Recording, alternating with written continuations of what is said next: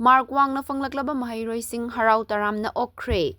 Smart Universal Academy Sekmaijin Khunou na sinduna school asida tamlakhiba mahayroi-singda handak chaliba chahi asigi bosem amadi kosem na lawba class 10 amadi class 12 ki examination da Mark Wangna fangduna mai paklaklaba mahayroi-singbu harau taramna oktuna pukning thogatpagi thawram ama ngasi school asigi auditorium hall da pangthokre.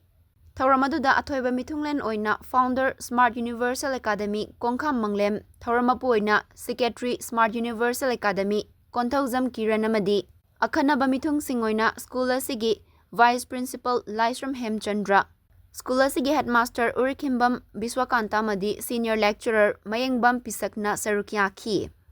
Ngasi taramna okiba mahayroi sing adudi class 10 gi HSLC examination da CGPA 9.67 fanglaba Elizabeth Salam, CGPA 9 fanglaba Chesam Sakir, Basai Tasmia,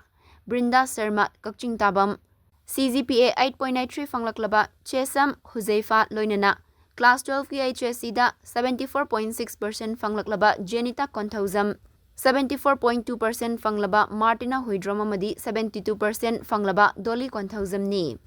Thawramadu thawramgi laiteng oikiba singna haurakliba amadi mai paklaklaba mahayroi singna punsigi pandam amamam thamduna akhang kanna chang naina hotnanaba amadi oza guru mama mapa ahal laman singna takpi tambiriba lamjingbiriba asida kanna hotnabaga loinana thaksi khasi naina chatnaba mahayroi singda su pauta kaya ama pikhi.